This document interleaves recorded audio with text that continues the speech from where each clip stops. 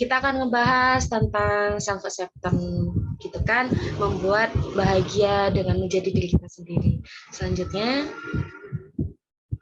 nah sebelum saya mulai materi nih, pernah nggak sih salah satu dari kalian mungkin ngalamin atau pernah membaca ini, memberikan afirmasi positif pada diri kita sendiri, seperti kayak saya lebih dari cukup, saya memiliki semua yang saya butuhkan saat ini, hari ini, saya berbelas kasih pada diri saya sendiri.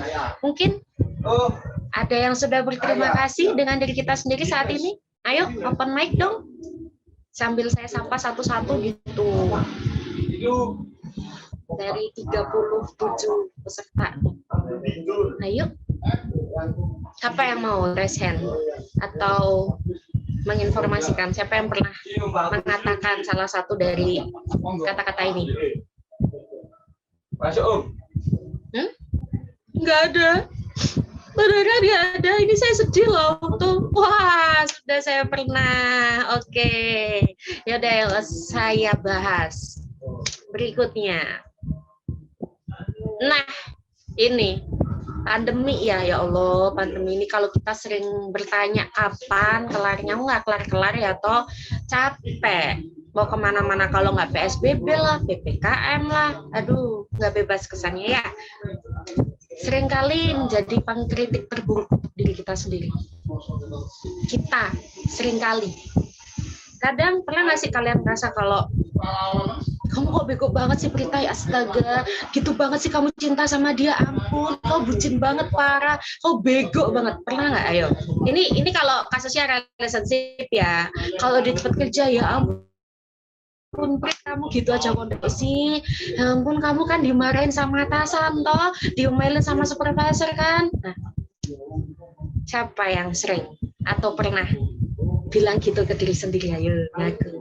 Ini saya nggak bisa lihat orangnya, coba bisa open video semua, ini saya lihat yang cepat gitu pasti ya kan. Lanjut. Nah, untuk kita mencintai diri sendiri ya toh, atau ibaratnya bagaimana sih cara kita menghadapi pandemi yang nggak kelar-kelar, ada istilah namanya protective factor, faktor yang bisa melindungi. Ada dua hal, ada internal, ada eksternal. Internal ini apa toh? Kemampuan regulasi emosi. Kemampuan regulasi emosi itu adalah kayak anger management. Bagaimana kita itu kalau mau nangis boleh nangis, tapi nggak nangis gulung-gulung kayak ikan julung-julung. Kalau mau marah tapi nggak banting-banting barang sambil teriak-teriak pakai toa, gitu kan ya. Kemudian ada namanya kemampuan intelektual. Kemampuan intelektual itu bagaimana kita berpikir, pola pikir kita, konsep diri, kita melihat diri kita sendiri, itu namanya konsep diri. Nah, ini nih kita akan bahas di aspek penerimaan diri. Kemudian yang berikutnya ada yang namanya problem solving, bahasa kerennya kemampuan menyelesaikan masalah.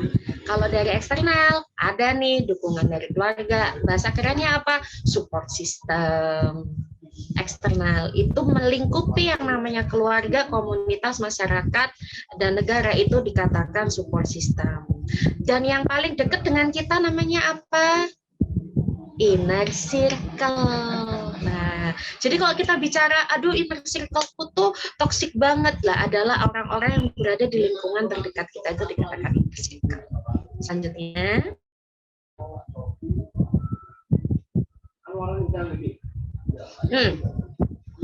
apa coba? Saya mau bahas nih tentang penerimaan diri. Penerimaan diri adalah menerima segala kekurangan dan kelebihan diri sendiri apa adanya. Bukan ada apanya loh, ya beda itu beneran. Kalau ada apanya, contoh kayak ampun Prita, badanmu kok makin melebar ya, nggak makin meninggi gitu. Apalagi mau lebaran, ketemu opor ayam, ketemu lontong sayur gitu kan, kue kering nastar kastengel, jangan ngiler, belum buka puasa ya, belum.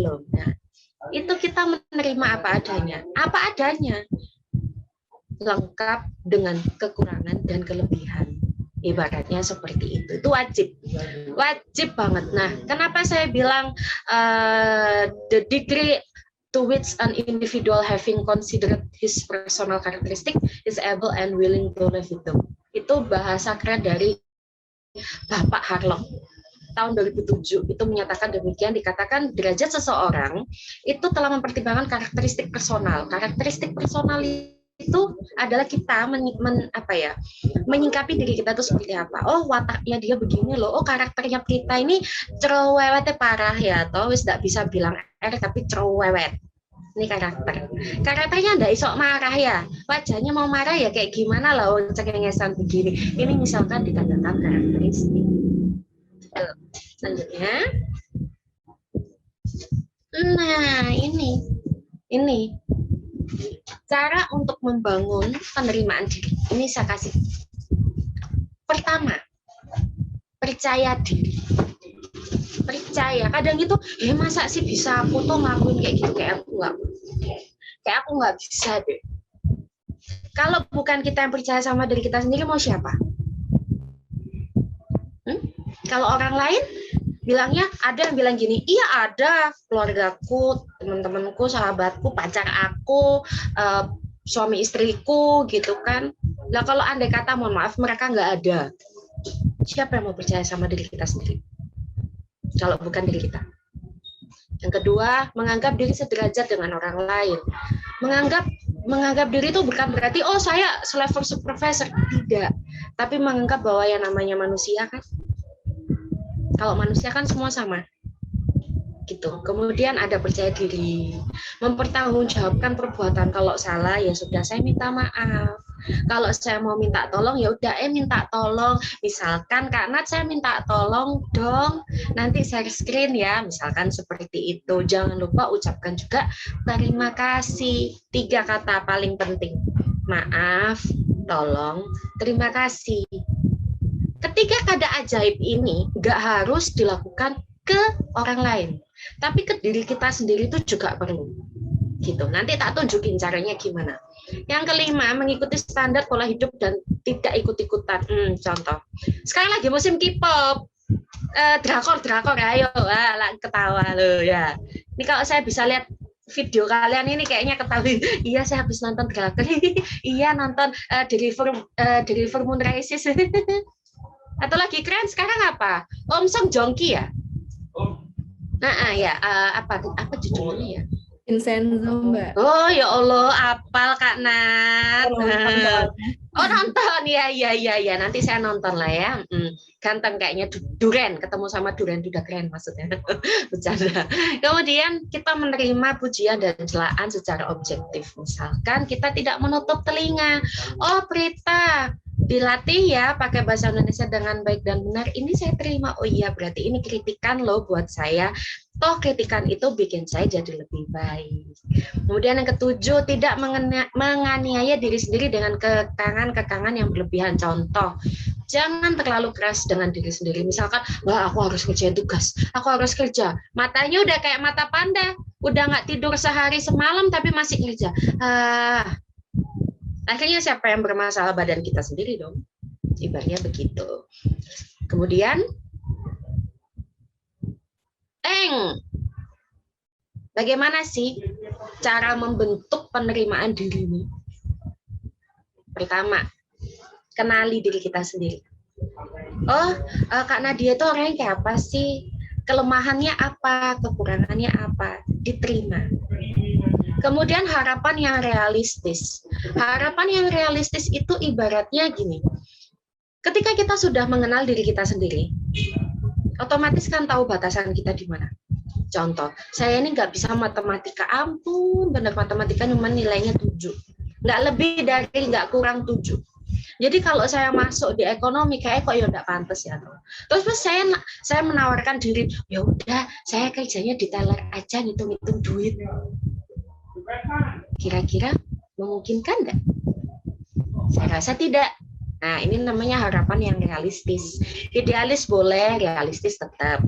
Kemudian ketiga, ada sikap sosial yang positif. Sikap sosial yang positif itu lebih kayak berhubungan dengan orang lain. Misalkan begitu, dia lebih bisa menerima dirinya ketika dia bertemu dengan orang banyak. Misalkan dia di lingkungan pecinta alam, dia bisa menjadi dirinya sendiri. Ketika dia berada di lingkungan kerja, dia bisa jadi dirinya sendiri tanpa berpura-pura menjadi orang lain. Kemudian tidak ada hambatan dari lingkungan, gitu kan? Tidak ada hambatan dari lingkungan, itu seperti kayak nggak mau dikontrol. Saya nggak mau dikontrol. Misalkan lagi musim mohon maaf ya, saya bukan Sarah, maksudnya kayak ya cewek itu harus begini, cewek itu harus lemah lembut, lemah gemulai, cewek itu nggak boleh strong. Padahal kan nggak masalah kalau kita mau strong, ibaratnya begitu. Jadi kayak gender, kayak dibilang cewek emang nggak boleh gitu atau cowok emang nggak boleh gitu, nggak, ada batasan-batasan yang bisa kita lakukan. Kemudian tidak ada stres yang berat, tidak ada stres yang berat. Stres yang berat ini kayak gimana toh, ya kan?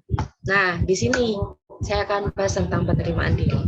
Stres itu kalau kita punya masalah, kepikiran, rasanya di sini tuh rasanya pengen pecah, tiba-tiba migran, cenut-cenut gitu kan. Akhirnya apa? Kalau kita tidak berusaha untuk menerima sendiri gitu, nggak bisa bekerja secara optimal, nggak bisa berteman dengan baik dengan banyak orang, kesulitan dalam beradaptasi. Seperti itu. Yang keenam, pengaruh keberhasilan. Pengaruh keberhasilan ini seperti apa sih? Misalkan dulu tuh saya pernah gagal masuk di salah satu universitas negeri gitu. Aduh, aku jadi orang yang gagal. Kenapa ya aku nggak bisa masuk di satu perusahaan apa, dan itu perusahaannya keren banget. Kenapa sih aku kok nggak bisa? Aku orang yang gagal, aku bego banget. Ini biasanya tergantung di pengaruh keberhasilan. Kemudian ada perspektif diri yang luas. Ini modelnya kayak memandang, jadi gampangnya gini, saya adalah apa yang kalian pikirkan. Kalau kalian berpikir berita cerewet, maka berita cerewet. Kalau kalian berpikir berita suka guyon, maka berita suka guyon. Padahal sebenarnya ya itu adalah diri saya sendiri. Kan tergantung orang lain menilai saya seperti apa. Misalkan seperti itu. Selanjutnya, jeng-jeng, faktor yang mendukung terbentuknya peserta. Kenapa saya situ-situ saya tulis usia? Biasanya di sini ada ya nggak ya yang umurnya 20 tahun ke bawah gitu? Kayaknya nggak ada ya. Kalau nggak ada, nah kenapa saya bilang 20 tahun ke bawah? Karena usia-usia teenager atau remaja itu banyak banget masalah pencarian jati diri dan sebagainya. Usia 20 sampai 25. Ayo, sampai di sini rentangnya 20 sampai 25. Itu rentang terjadi KLC. KLC adalah quarter life crisis. Ya, itu hati-hati. Kadang itu mikir gini, ya ampun, aku udah segini, tapi aku belum jadi apa-apa, aku nggak punya apa-apa. Ada nggak ya orang yang mau sama aku?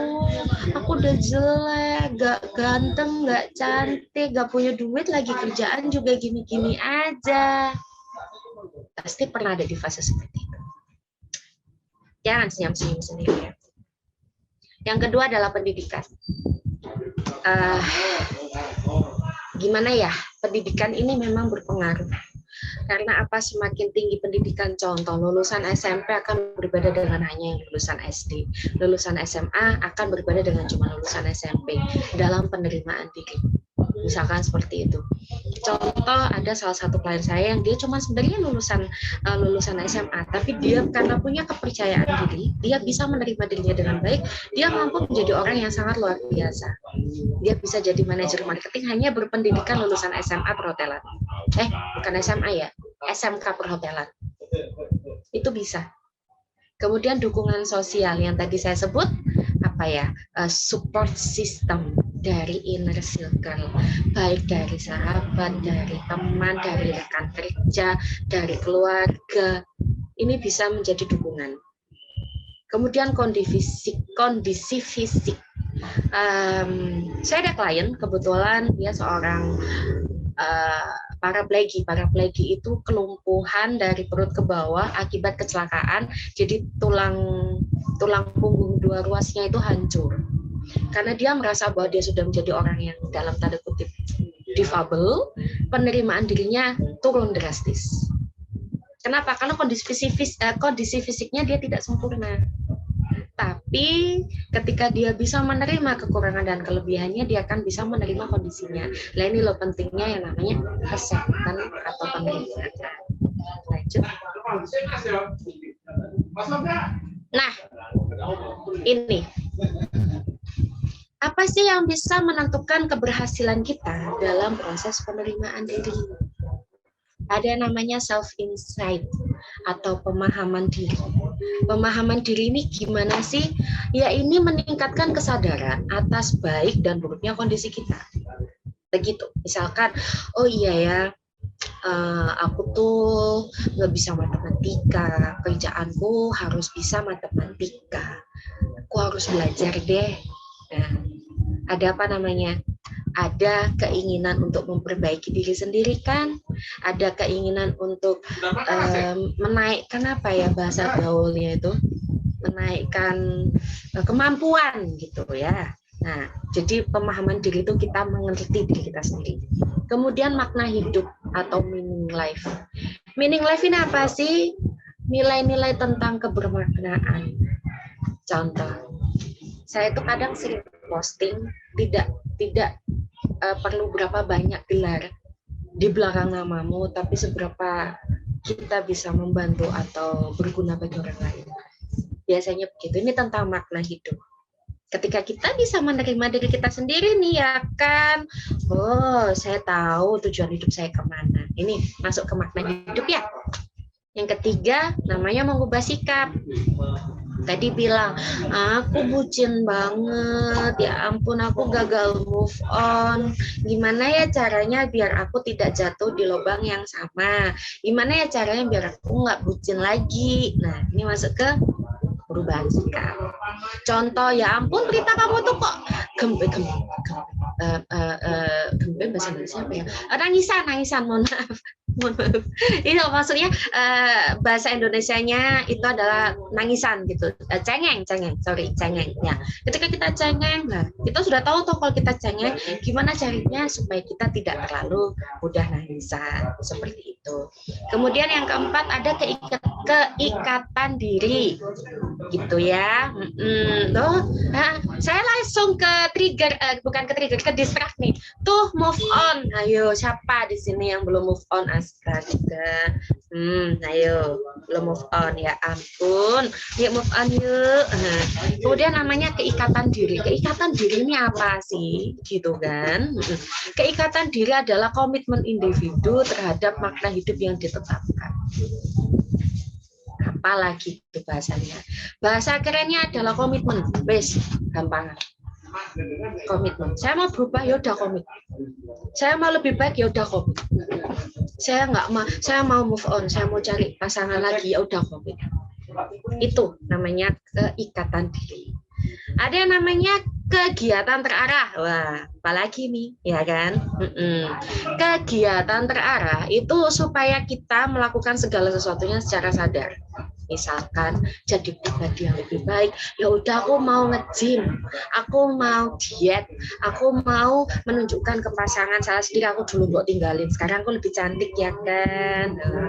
Itu tadi buat siapa itu yang belum move on, caranya gitu, perbaiki diri. Bikin kegiatan, nge-gym, renang, menulis, namanya journaling, terserah. Kemudian yang terakhir tetap dukungan sosial, namanya support sistem, sosial support. Nah, dari mana ya tadi 3 hal ini, dari teman, sahabat, keluarga. Selanjutnya, nah saya suka ini dampak positif. Ini dampak positif ya. Dalam menyesuaikan diri itu kita bisa loh mengenali kelebihan. Biasanya. Coba nanti kalau saya suruh kalian, tak kasih PR. Ayo tulis kekurangan dan kelebihan. Tak jamin. Lah banyak kurangnya. Ngaku di sini, ngaku. Banyak lah kurang. Kalau ditanya, kok banyak kurangnya? Iya, aku nggak tahu kelebihanku apa. Terus kalau misalkan penyesuaian sosial gitu ya, penerimaan diri akan merasa aman untuk menerima orang lain. Ya toh, contoh. Orang kalau ditanya punya masalah apa itu pasti cerita. Nggak ditanyanya gini, Kak Nat, kenapa? Jawabannya apa, Kak Nat? Apa-apa. Nah, ya toh? Ya toh? Padahal penting ini loh, menaruh minat terhadap orang lain. Kalau ditanya jawabannya apa? Nggak apa-apa. Benar, kamu nggak apa-apa. Iya, aku nggak apa-apa. Ya udah, aku pamit futsal dulu ya, sayang ya. Oh, kamu jadi gitu. Kamu gitu sama aku. Kamu tega sama aku. Kamu belain futsalmu daripada aku. Lah iya sayang, kamu kenapa? Nggak apa-apa. Aku nggak apa-apa. Ya, kalah drama ya kan? Ini penting. Kalau misalkan kalian ditanya, Kak Nat kenapa? Kalau memang mau cerita, kita bisa kok cerita. Tapi kalau nggak mau cerita, ya udah beri aku waktu ya. Nanti kalau aku butuh, aku pasti bilang kok. Aku mesti cerita kok. Nggak sekarang boleh. Ini namanya permit atau izin atau menginformasikan bahwa kita itu juga mau atau kita butuh waktu untuk sendiri sebelum kita bisa cerita ke orang lain. Itu dampak positif. Selanjutnya, kalau negatif, lah ini paling banyak, ya toh. Ada individu kurang memiliki rasa percaya diri. Namanya apa gampangannya? Insecure. Siapa di sini? Yang sering insecure, kurang mampu menerima kondisi dirinya, rendah diri, kasarnya kayak aku kok nggak kayak Kanat ya, Kanat tuh cantik loh, ya ampun, aduh kok aku nggak kayak dia sih, atau ujung-ujungnya ya ampun badannya Song Hye Kyo ya, rasanya kayak gitar Spanyol, apalah saya yang bentuk badannya kayak bass drum. Bass drum itu kayak apa? Bentuknya kotak. Yang biasa buat pengamen bunyinya jeduk-jeduk-jeduk. Gedung-gedung gitu loh. Terus saya nyanyi ya. Kemudian memiliki rasa malu yang berlebihan. Mbak Prit, ayo ke mall yuk. Mbak, aku nggak punya baju. Padahal baju selemari. Biasa kan ciwi-ciwi suka gitu. Aku nggak punya baju. Nanti aku keluar dia pakai baju apa ya? Padahal kan cowok mah cuma pakai kaos, pakai celana pendek, pakai sandal jepit atau pakai sepatu pantofel. Bukan pantofel. Biasanya pakai sepatu kets aja. Udah keren. Tapi kalau cewek mah suka bingung. Aduh, aku pakai baju apa ya? Aku nggak punya baju buat ngedit. Rasanya malu. Akhirnya apa? Dibuat presentasi, misalkan presentasi masalah kerjaan nih. Ayo, Kanadia atau Kawina, maju, jedar. Itu Pak, presentasi saya karena malu, nggak percaya diri ketemu. Ayo, siapa yang pernah ngalamin itu? Lanjut. Selanjutnya,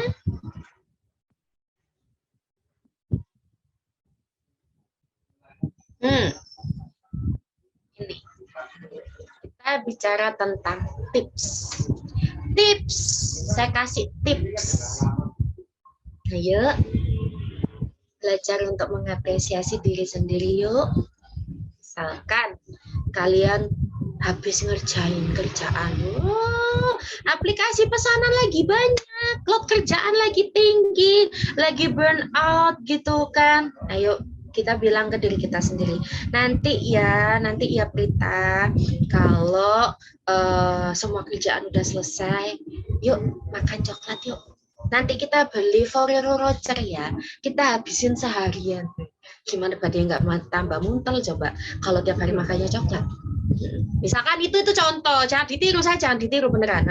Ini masih puasa gitu kan ya. Jadi belajar mengapresiasi diri sendiri ya, namanya self reward. Kemudian yang kedua, batasi sosmed. Saya suka gemes DM. Namanya kok udah kepegang sosmed gitu ya. Ya ampun, Mbak ini cantik banget ya. Ya Allah, cowok ini ya keren amat gitu. Pasti ujung-ujungnya apa? Membandingkan diri sendiri. Yang ketiga, memahami kelebihan dan kekurangan. Tulis, kalau enggak bisa ditulis. Daripada kita berimajinasi gitu kan, tulis kekurangan. Kekurangan kita, cerewet, nggak bisa bilang R. Kelebihan, berat badan. Saya jadi curhat. Nah, maksudnya begitu. Kita tulis kekurangan dan kelebihan diri kita sendiri itu seperti apa. Yang keempat, berhenti membandingkan diri. Nah, ini hubungannya nih. Ini semua berhubungan. Kata saya bilang batasi sosmed supaya apa? Tidak membandingkan diri. Aduh, ya gimana ya Kak Prit, ya astaga lah wong itu loh anaknya tetangga sebelah itu loh udah beli motor, masa aku cuma naik sepedaan terus-terusan masih naik angkot. Membandingkan diri. Gini, kalau membandingkan diri itu untuk sesuatu hal yang positif, enggak apa-apa. Lek positif loh ya. Tapi kalau negatif ya masa ya enak. Ingat, no one can hurt you without your permission. Nggak ada satu orang pun yang bisa menyakiti dirimu tanpa kamu. Itu kalau kita sudah bisa menerima diri kita sendiri. Yang kelima, menerima bahwa kita tidak bisa mengubah apa yang tidak bisa kita ubah. Sederhananya, kita handle apa yang bisa kita handle. Contoh, misalkan ada teman kita kecelakaan lah nih, kita kan nggak bisa sampai patah tulang, kita kan nggak bisa nyambungin tulang kembali tuh ya, kita kan bukan dokter juga ya nyambungin tulang gitu. Tapi apa yang bisa kita lakukan? Memberikan simpati, memberikan dukungan. Udah nggak apa-apa, kamu ayo, kamu bisa kok lewatin operasi ini, yuk ada aku gitu. Jadi menerima bahwa kita tidak bisa mengubah apa yang kita ubah. Ya wes lah, bahasa gampangnya adalah belajar. Ya wes lah. Ikhlas dong. Nah, sudah, itu nanti. Ikhlas itu nggak usah nanti. Yang penting diterima dulu. Ya sudahlah, aku putus sama dia. Ditinggal pas lagi sayang-sayangnya. Ya. Saya turut berduka cita ya. Terus yang misalkan lagi load kerjaan lagi banyak, atau mungkin di sini ada Bapak Supervisor atau Bapak CEO di sini, Bapak Ibu CEO, mohon maaf, mungkin ini ada anak buahnya yang ngerasa, aduh ini Bapak CEO ya ngasih kerjaan, ini satu belum kelar ditambah lagi deadline mulu. Misal, kita nggak bisa merubah keputusan dari Bapak CEO misalkan. Yang bisa kita lakukan apa? Ya udahlah, ayo dikerjakan pelan-pelan, kita bikin list mana yang urgent untuk dikerjakan, mana yang deadline-nya paling urgent untuk dilakukan. Itu yang bisa kita lakukan. Yang keenam, jangan lupa bahagia, karena bahagia itu kita sendiri loh yang nyiptain, bukan dicari, ditunggu, apalagi diminta. No, bahagia itu kita sendiri yang nyiptain, kita sendiri loh yang menentukan. Yang ketujuh dan yang terakhir adalah self talk atau positif afirmasi. Paling sederhana, saya nggak ngerti apakah bisa ada yang mau buka video atau apapun itu, saya kasih contoh, namanya begini. Namanya butterfly hook, bisa dilakukan kalian sekarang. Kita tepuk-tepuk bahu kita, atau kalian elus-elus terserah, atau kalian diam juga nggak apa-apa, kalian sambil merem juga boleh, sambil buka mata juga boleh, terserah. Coba katakan, terima kasih ya aku, makasih ya, kamu udah hebat hari ini, kamu udah bekerja keras hari ini, makasih ya, aku tahu kamu capek, aku tahu kamu lelah, tapi kamu luar biasa hari ini, kamu hebat. Makasih ya. Ayo kita istirahat yuk. Mau makan coklat ya? Ayo beli coklat yuk. Ini caranya. Next, terakhir. Jeng. We cannot change anything unless we accept it. Kita nggak bisa merubah apapun kecuali kita menerima. Menerima apa? Menerima semuanya. Dalam proses berdamai, dalam proses keikhlasan, hal pertama atau hal yang paling dasar adalah menerima. Gitu ya. Terima kasih. Sekarang, ayo semuanya open video. Ayo ya. Saya mau lihat open video, biarin open cam semua. Saya mau ajak editasi. Open video. Saya mau lihat dong, saya pengen kenalan sama orang-orang. Enggak apa-apa. Kalian muka breakdown, muka apa ya? Muka bantal atau lagi ngabuburit gitu ya. Enggak apa-apa. Beneran gak ada yang bisa ngelihat kok. Bisa ya? Enggak apa-apa. Ya ayo. Ya, ini ada yang nge-direct loh ke saya anonim gitu. Tapi nanti ya kita bahas di Q&A. Saya mau meditasi dulu. Suka deh Eike. Ayo. Sudah buka semua camnya?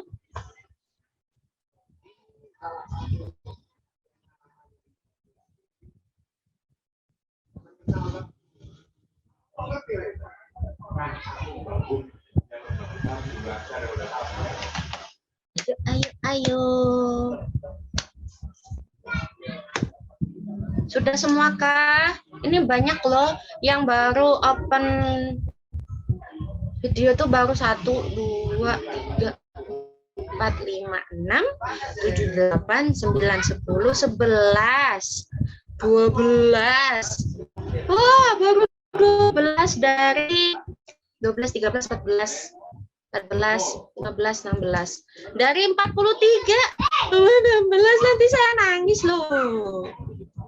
Nanti kalau saya nangis, saya minta permen satu-satu trick or treat. Bukan Halloween ya. Sudah. Yang ini tuh buahnya belum open. Astagfirullah. Ini pada malu wajahnya kelihatan apa gimana ya?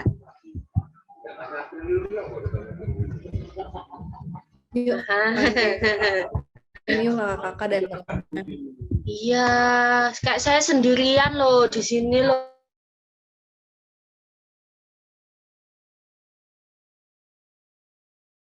Yang buka video. Dan kan saya mau lihat wajah-wajahnya teman-teman di sini. Tuh, Mas Moses sudah. Kemudian Mas Yoga, Mas Andika, Mas Anggiawan, kayaknya lagi di mobil. Ya sudah, oke ya wes. Ini saya mau ngajak untuk meditasi. Meditasi ini kurang lebih sekitar 7-10 menit. Saya minta kalian untuk belajar menerima diri kalian dengan meditasi. Gitu. Cari posisi yang enak, cari posisi yang nyaman. Mungkin kalau yang lagi di jalan mungkin nggak apa-apa, nggak terlalu fokus, biar fokus ke jalan juga nggak apa-apa. Oke, kita fokus dulu, cari posisi duduk yang enak, yang santuy gitu kan, biar cus kita cepet gitu. Ya, posisi duduk yang tenang. Nanti kalau mau nangis nangis saja ya selama proses ya, tuh nggak apa-apa. Tuh, ayo, sudah. Oke, Mbak Aima. Bisa koi meditasinya. Nanti kalau sudah kita mulai ya untuk meditasinya.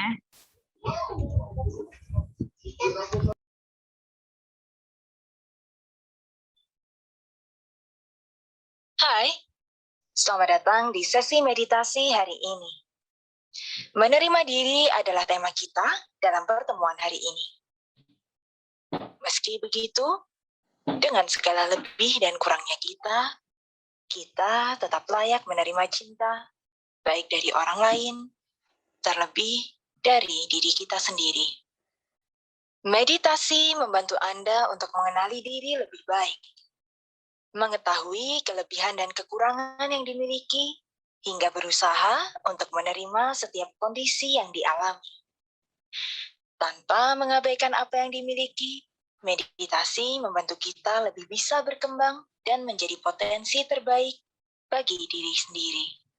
Sebelum memulai meditasi hari ini, mari kita temukan posisi yang nyaman bagi tubuh. Anda bisa duduk di kursi atau di matras, letakkan tangan di pangkuan, dan posisikan kaki dengan nyaman. Tegakkan tulang punggung Anda, dan lemaskan bahu dan perut Anda. Kini saatnya Anda sejenak menenangkan diri dari semua yang telah Anda perjuangkan. Anda memiliki waktu untuk lebih mengenali diri sendiri. Mari kita mulai dengan mengatur nafas, agar tubuh Anda lebih tenang dan lebih nyaman dari sebelumnya. Ambil udara dalam dari hidung, tahan, hembuskan dengan lembut dari mulut. Anda bisa mengulangi hingga nafas Anda lebih teratur, dan Anda pun menjadi lebih nyaman dari sebelumnya.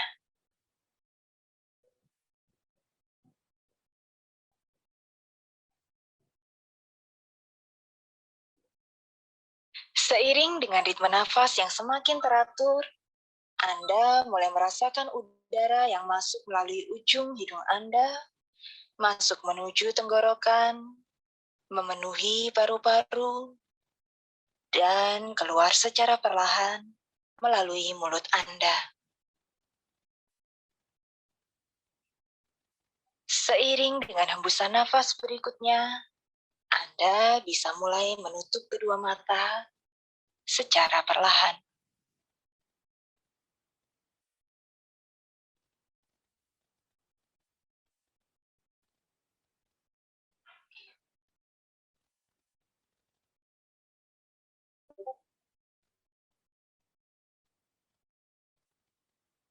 Jika ini kali pertama Anda mencoba, sungguh tidak mudah untuk tetap fokus pada tubuh Anda. Pikiran dan perasaan yang mengganggu bisa datang kapan saja.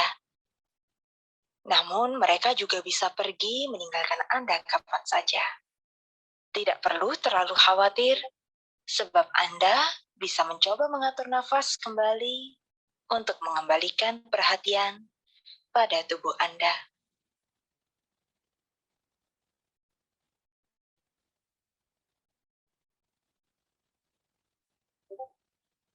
Saat Anda sudah bisa kembali mengatur nafas, tubuh Anda pun semakin santai dari sebelumnya. Beberapa pikiran dan bayangan yang menggambarkan diri Anda mungkin muncul secara bergantian. Namun, sejenak biarkan pikiran tersebut mengalir di dalam diri Anda, datang dan pergi meninggalkan diri Anda secara alami. Lalu, bawalah kembali fokus pada diri Anda sendiri.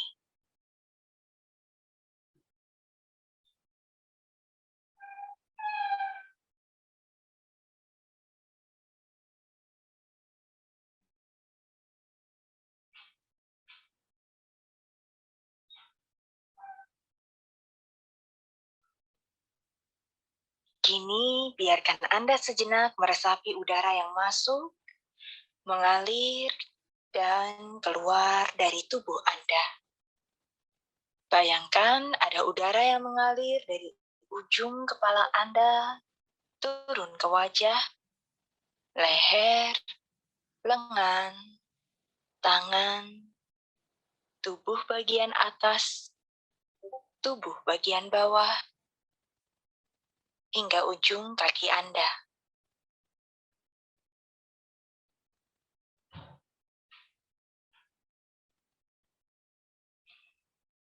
Tubuh Anda berada dalam keadaan yang lebih tenang dan nyaman, seolah membiarkan Anda merasakan setiap sensasi dari ujung kepala hingga ujung kaki Anda. Anda mulai membayangkan apa saja yang Anda miliki.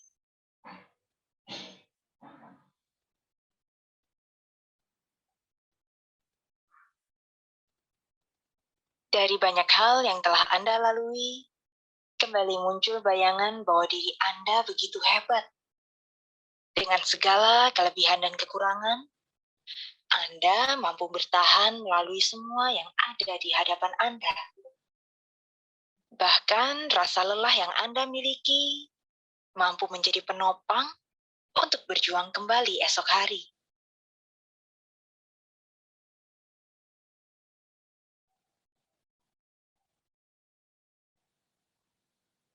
Kini, perlahan, Anda bisa mengajukan pertanyaan untuk diri sendiri.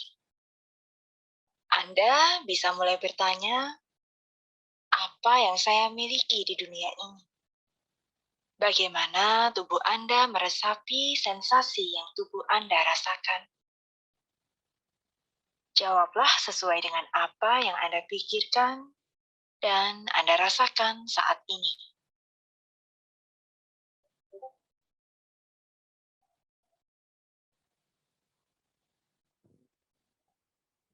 Simpan jawaban itu dalam pikiran Anda. Sekali lagi, ajukan pertanyaan kepada diri Anda sendiri. Apapun jawaban yang Anda miliki, Anda adalah pribadi yang sudah berjuang keras selama ini. Selagi Anda tetap berfokus pada nafas, pikirkan hal ini sejenak. Aku layak. Dan pada setiap nafas, pikirkan hal ini juga. Aku sudah cukup. Biarkan setiap nafas membuat Anda menyadari betapa Anda mencintai diri Anda. Luangkan waktu beberapa menit untuk mengatur nafas dan melafalkan mantra ini dalam hati. Perhatikan setiap perasaan yang muncul setiap Anda mengucapkan kata-kata ini pada diri sendiri.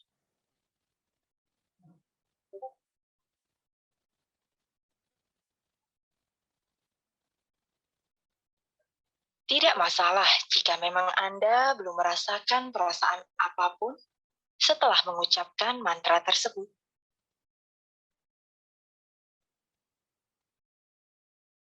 Anda bisa mencoba kembali nanti.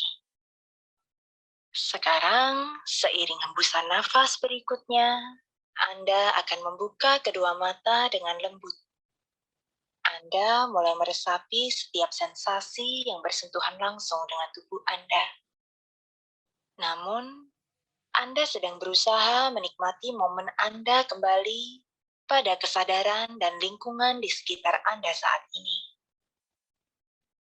Meditasi hari ini adalah jembatan bagi Anda untuk lebih mengenali apa yang ada di dalam diri Anda.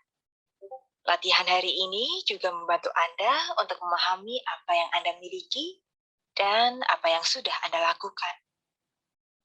Meskipun belum sepenuhnya, namun Anda sudah mencoba yang terbaik, dan Anda bisa mengulanginya kembali nanti. Anda sudah berupaya melakukan yang terbaik. Dengan segenap kelebihan dan kekurangan yang Anda miliki, Anda adalah pribadi yang layak mengakui apapun yang telah Anda capai. Menerima setiap yang Anda hasilkan, dan mencintai diri Anda dengan cara yang Anda sukai. Sebelum menutup meditasi hari ini, mari ucapkan terima kasih kepada diri Anda sendiri sebagai bentuk penghargaan atas setiap perjuangan melalui hari yang berat. Terima kasih diriku untuk hari ini. Aku bangga padamu. Tetaplah berlatih, dan sampai jumpa di hari kedua.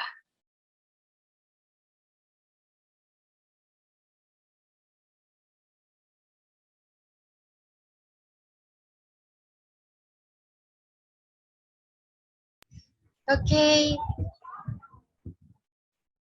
Saya mau nanya dong, adakah yang mau open mic untuk cerita gimana meditasinya, apa yang dirasain?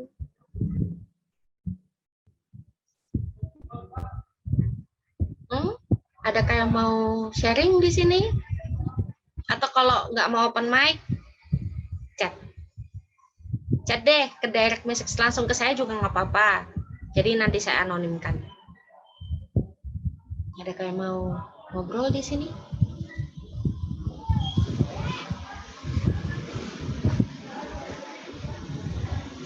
Ada yang mau sharing? Kalau diem nanti saya tunjuk loh. Jadi kayak dosen aja. Ada yang ditanya, pura-pura nyatet. Pura-pura nggak lihat. Adakah yang mau sharing? Mm-mm.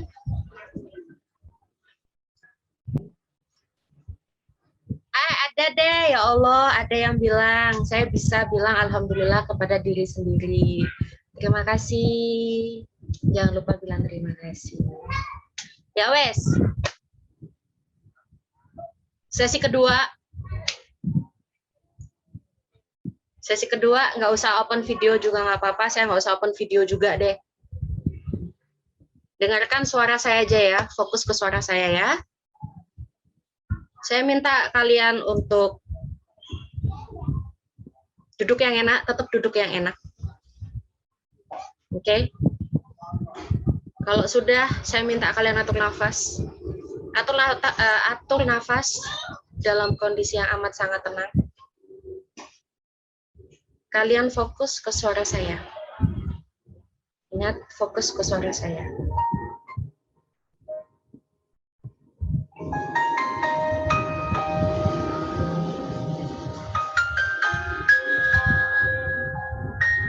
Ketika kalian tutup mata,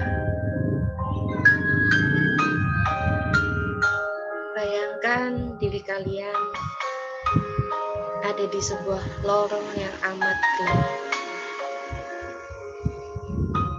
Yang amat gelap, panjang, dingin, dan sendirian. Hanya ada kalian sendiri yang berjalan di sana. Coba bayangkan, hanya ada kalian sendiri di sana. Semakin jauh kalian berjalan, hanya ada rasa sepi, sendiri. Tiba-tiba ada seseorang yang hadir. Siapakah dia? Seseorang yang kalian sangat rindukan. Seseorang yang amat kalian sayang. Seseorang yang begitu berharga untuk kalian. Siapakah dia? Siapakah dia? Seseorang yang tiba-tiba hadir di depan kalian saat ini.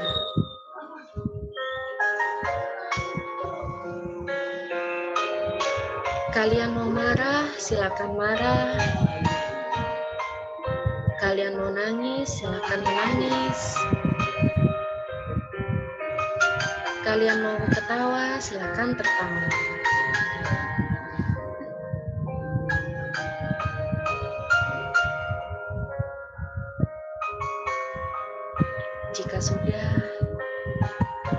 Jika kalian sudah puas melampiaskan marah, ketawa, bahagia, tiba-tiba orang itu menghilang. Orang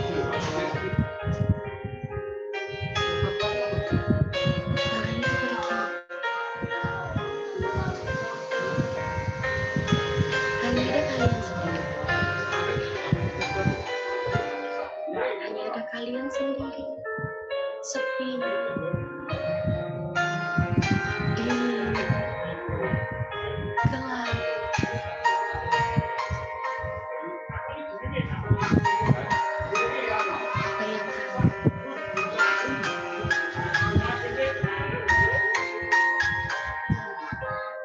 Tiba-tiba kalian ada di padang rumput yang sangat luas.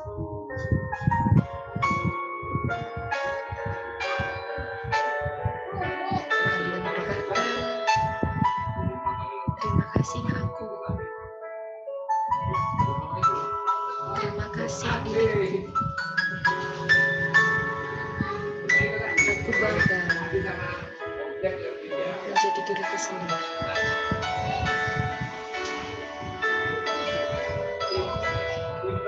Tetap atur nafas.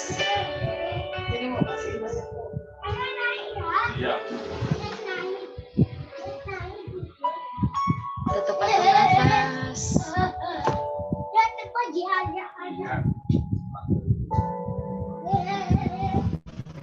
Silakan buka mata kalian. Pelan-pelan aja, nggak apa-apa. Semoga tadi suara saya jelas ya, instruksinya. Soalnya ada yang mengingatkan ke saya kalau tadi suara saya kurang kencang, kedengaran suara musiknya doang. Oke. Di sini saya mau lihat dong. Saya pengen tahu apa yang kalian rasakan.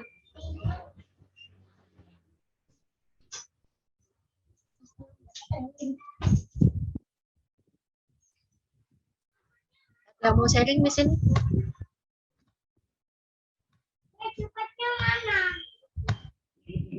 Siapa yang rasa tadi sedih? Ada yang rasa nangis? Ini sudah ada yang ngechat ke saya loh. Nyesel kak, kok nggak baik ke diri sendiri dari dulu. Terima kasih. Sekarang kembali ke diri sendiri yuk.